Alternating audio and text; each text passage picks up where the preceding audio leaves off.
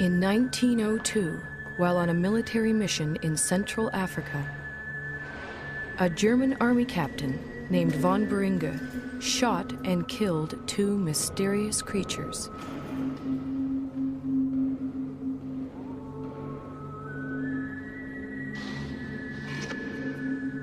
He then sent the skull and bones of one of them back home to Germany.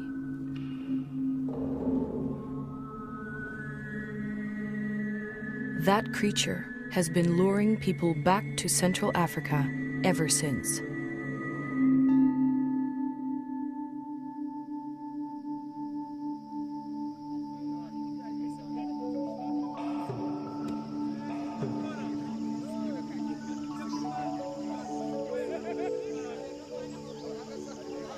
In 1921, American naturalist Carl Akeley made his way to the gorilla's ancestral home. The Virunga volcanoes, in what was then the Belgian Congo. Akeley brought a movie camera to document his visit, and a little girl to help prove Africa wasn't such a dark continent.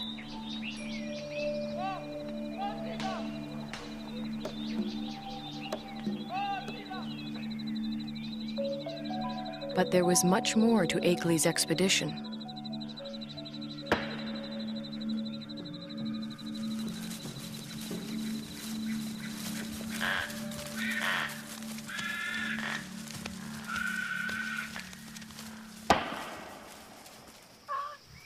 Akeley had come to collect mountain gorilla specimens for exhibit in New York.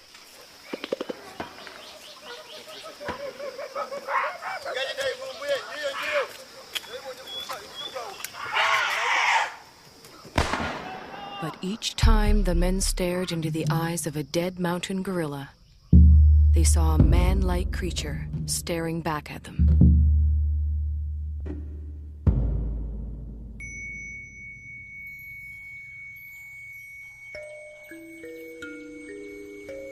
Akeley decided the killing must end. He urged Belgium's King Albert to make a permanent sanctuary of the gorilla's home.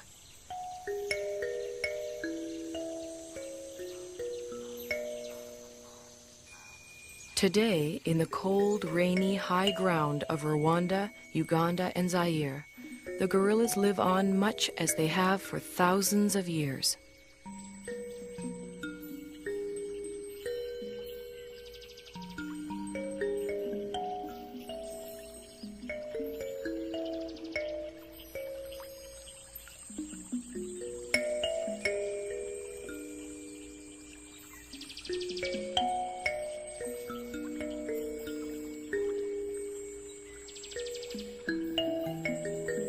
Only now their mountain home is tiny and isolated, pressed in on all sides by people and farmland.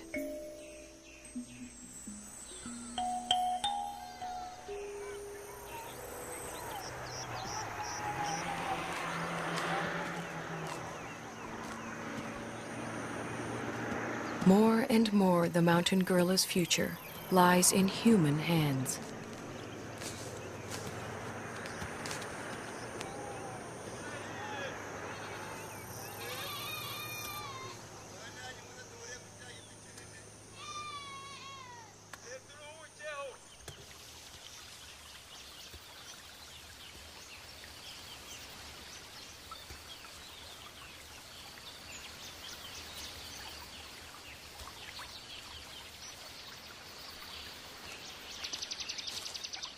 American field biologist George Schaller was the first person to study mountain gorilla behavior.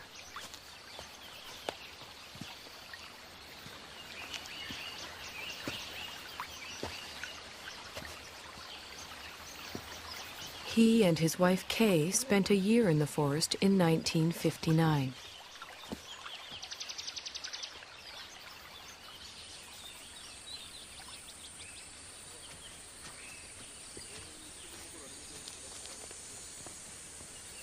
A number of other scientists have followed. Among them, current director of the Karasoke Research Center, Diane Doran. Hi. Hi. You made it. Good to see you. Hi. Hi, nice to see you. You made it just in time. The patrol's going out, and I was going out to see gorillas with Barrabaguiza. Would you like to come along? Wonderful. Great. Okay. Tuginde. Kundaguiza.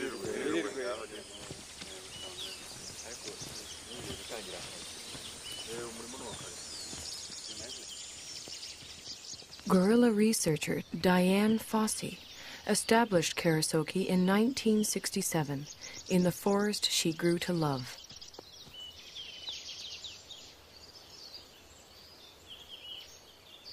For Schaller, too, the forest became an enchanted place.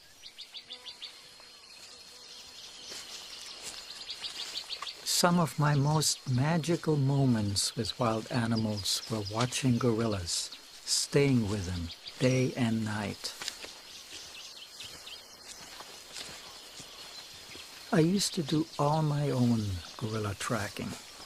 You walk along slowly, you see the broken vegetation, you smell the animals.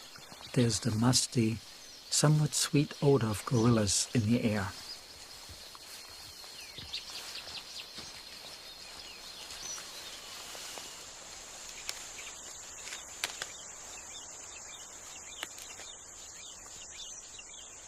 When you follow them hour after hour, you adapt to their rhythm of doing things.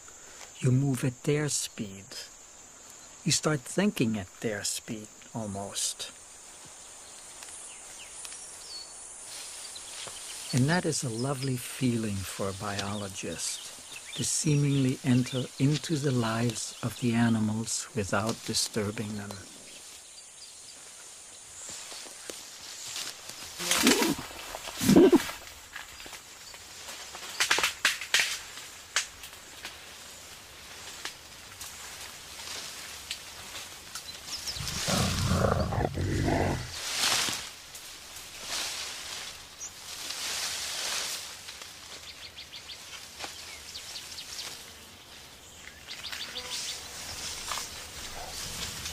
When approaching the animals, scientists try not to be too quiet. Mountain gorillas like to know when people are near.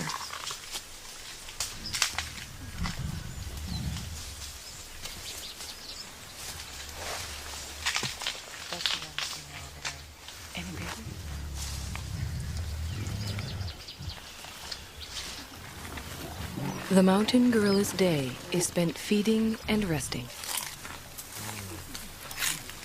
Feeding and resting, and feeding some more.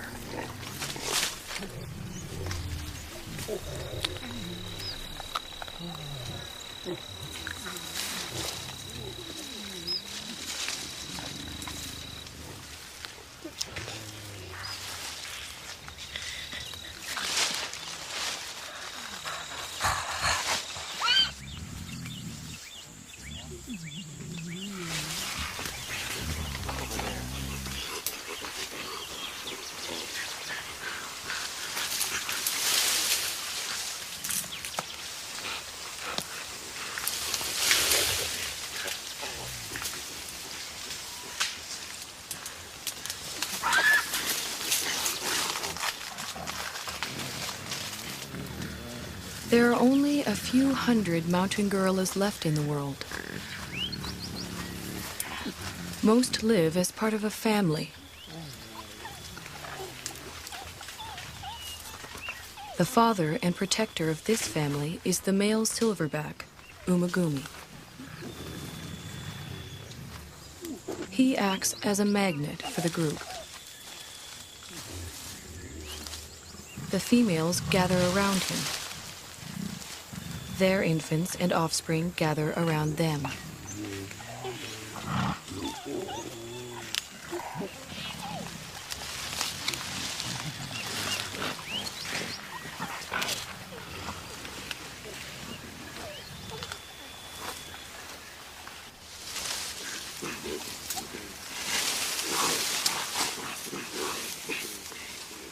Mountain gorillas are social animals.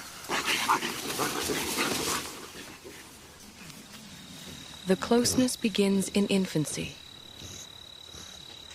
Rarely, if ever, does a mountain gorilla mother let her baby out of her sight.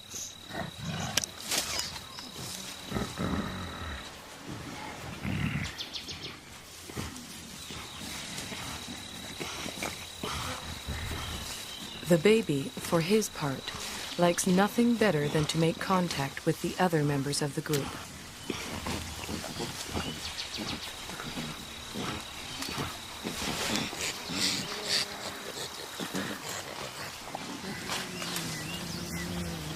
Even when they spread out to begin their daily search for food, the gorillas continue to communicate with one another.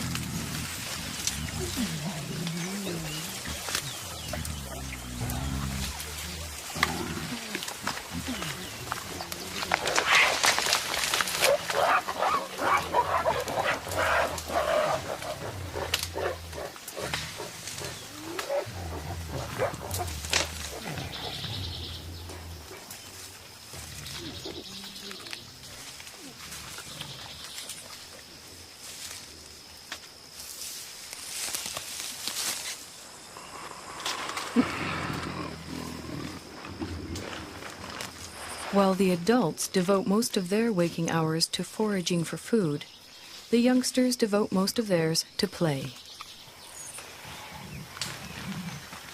Park guards have named this 3-year-old Nzeli.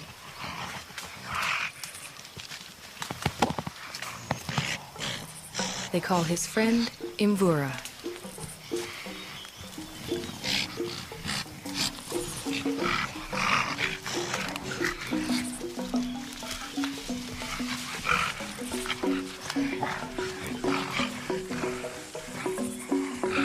At 8 years, Karira is a bit of a bully. Washushwe is only 4.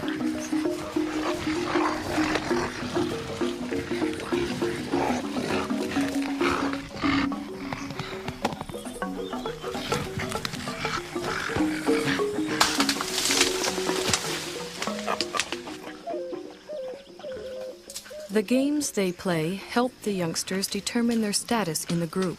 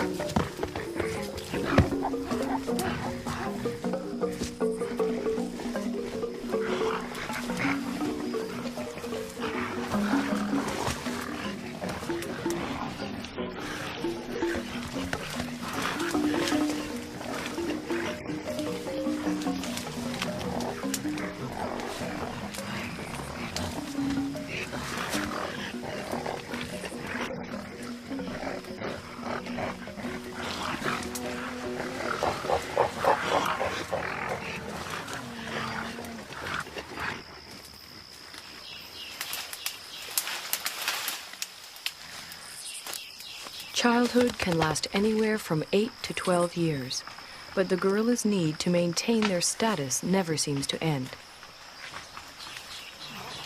Any opportunity to reinforce the hierarchy is seized upon.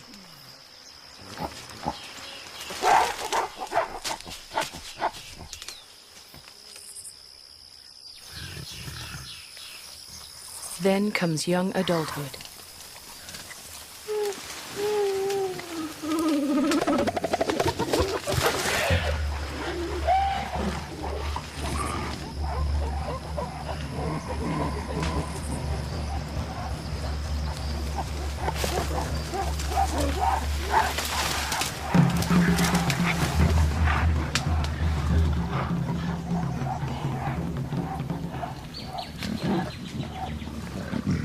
At 13, Intwari has the beginnings of a silverback and his first real sense of the power that comes along with it. He also has a dedicated young male follower.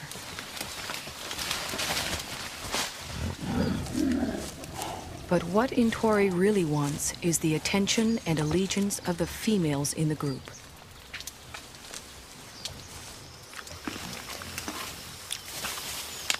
Umugumi doesn't seem too threatened by Intwari's advances towards the females. Well over 400 pounds, the dominant male silverback could easily discipline the younger one, or throw him out of the group altogether.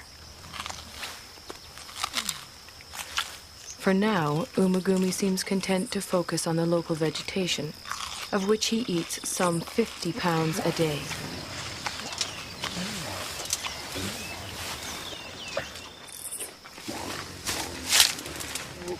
Mountain gorillas are mainly vegetarian, with a few ants and grubs thrown in for good measure.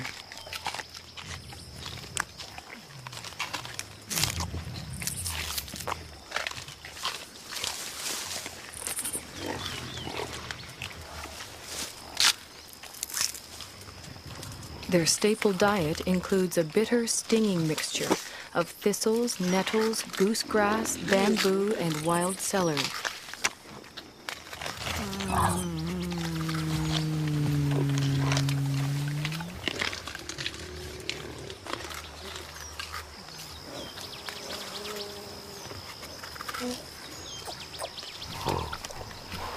Although he has already begun to experiment with the food his mother likes to eat, Abumwe will continue to rely on her milk until he's 3 years old.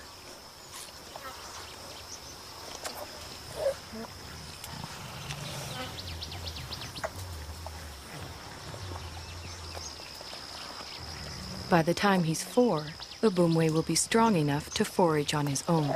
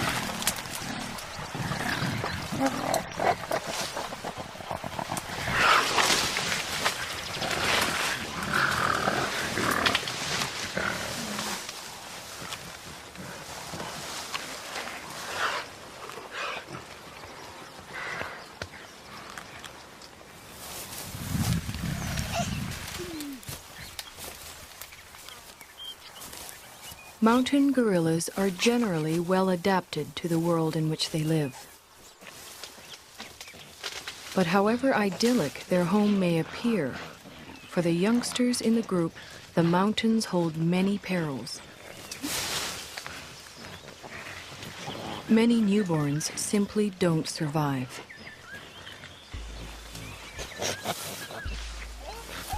Mbele gave birth 2 days ago. It will be several months before she can even let go of her baby, much less let him out of her sight.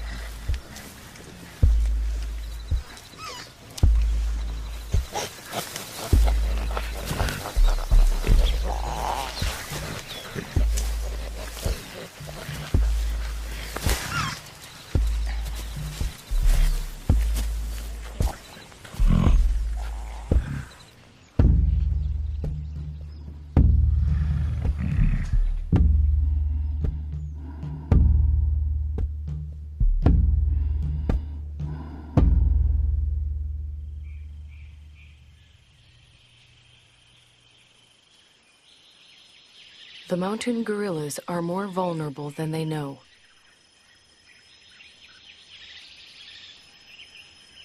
Their ancestral home is much smaller than it once was.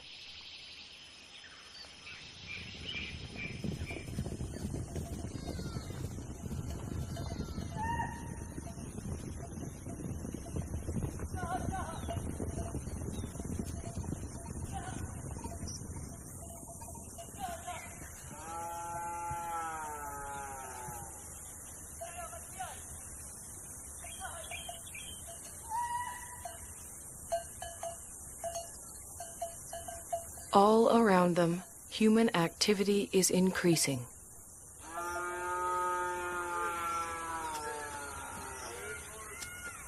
Yet the mountain gorillas continue to live and move in ways familiar to them for generations.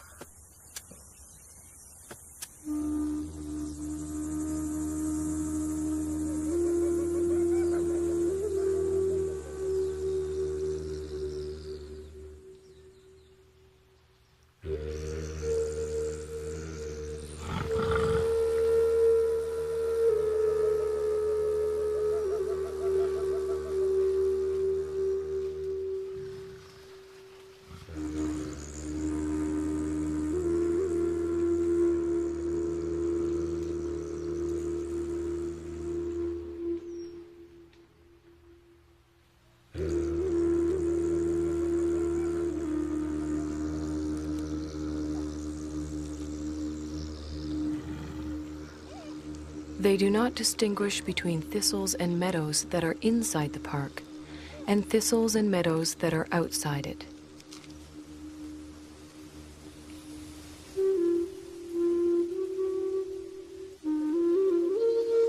They simply go where their never-ending search for food takes them. Only now they find others there.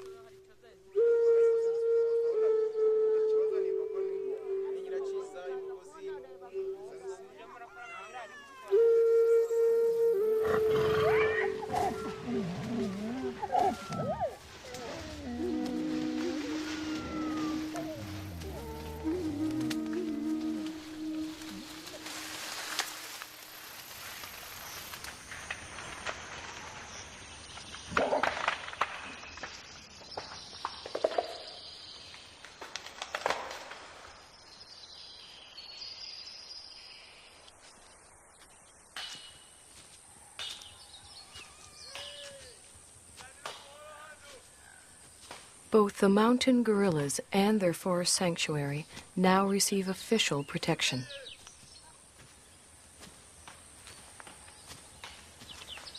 Park guards and anti-poaching patrols go to the forest every day.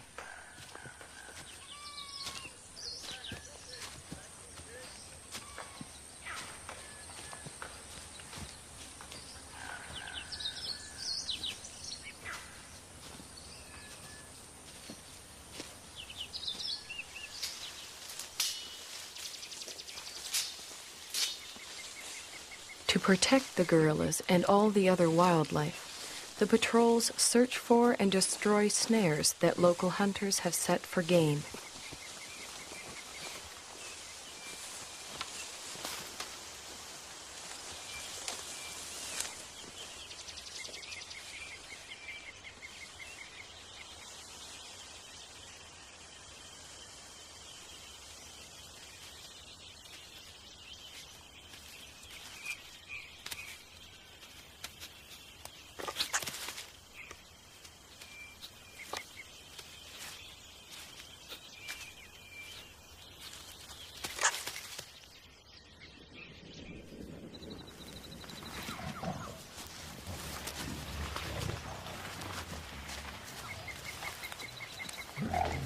The guards search the forest, checking on the gorillas' whereabouts and welfare.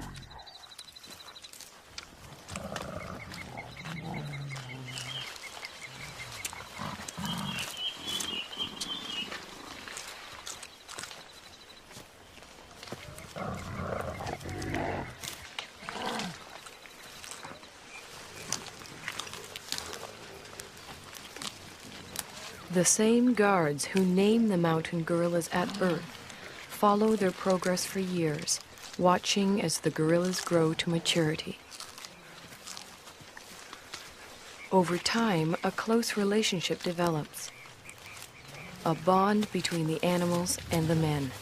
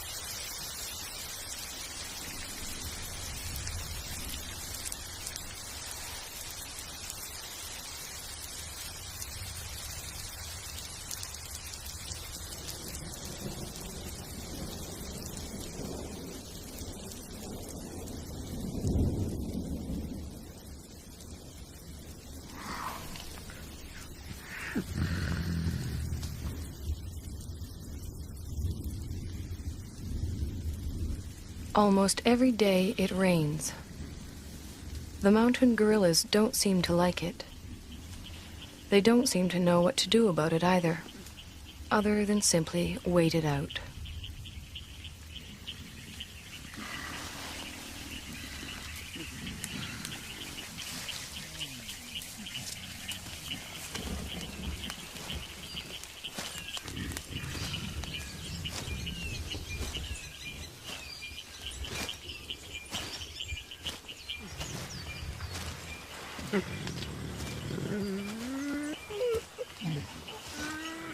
At least the rain provides them with a rich supply of food.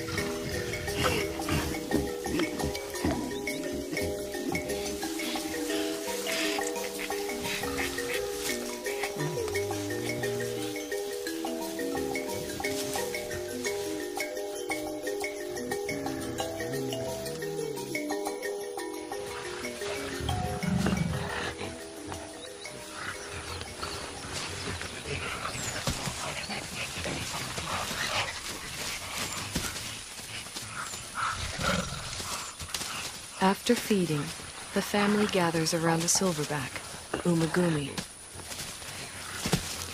While the adults rest, the youngsters play.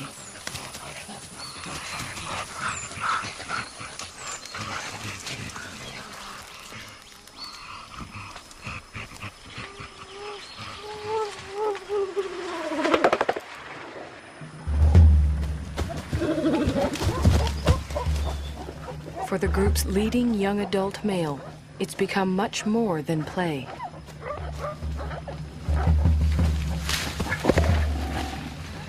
Left unchecked, Intwari's newfound strength could eventually tear the group apart.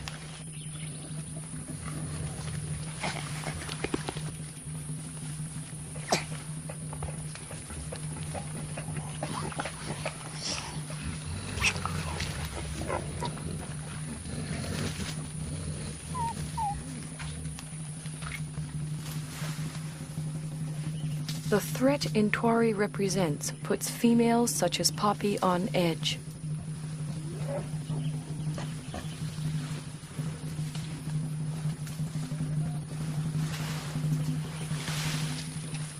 Determined to get some kind of reaction from the others, Intwari bites into an inedible plant and contemplates his next move.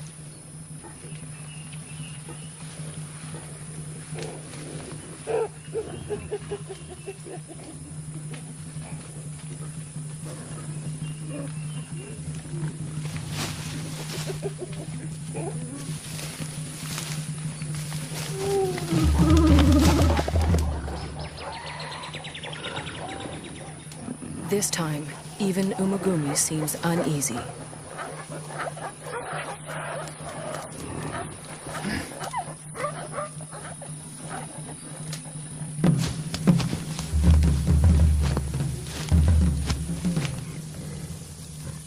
Intwari is presenting himself as their new leader, but the females don't see it that way.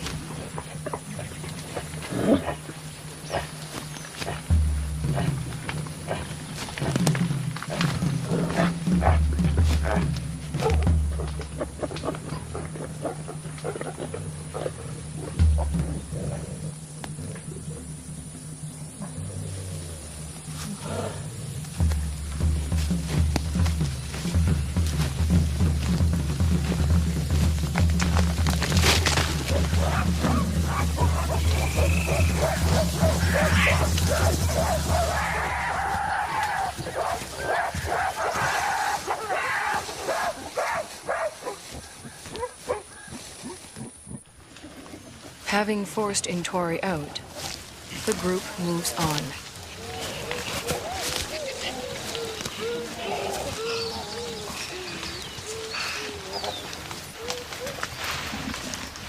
Before she joins them, Poppy, still vibrating with excess energy, vents it on the first young male she can find.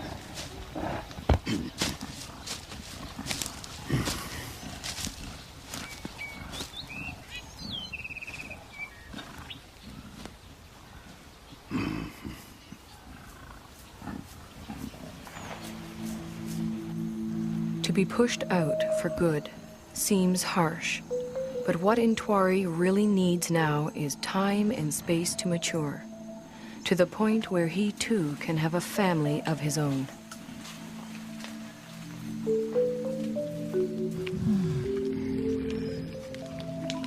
The next few years are critical for Intwari. They are also critical for all the other mountain gorillas.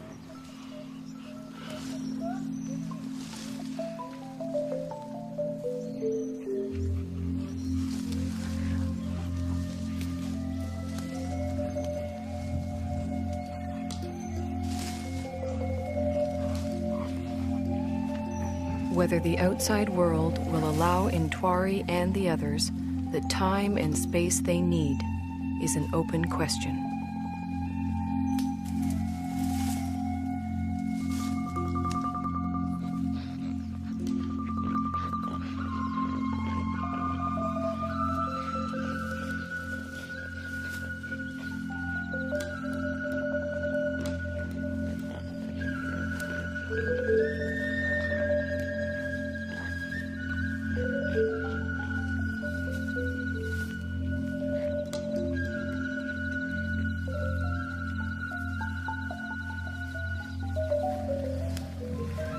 One thing is certain.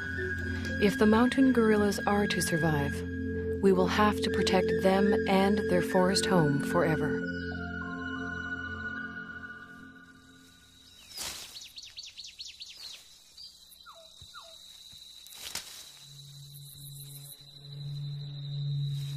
If we ever turn our backs, they'll be gone.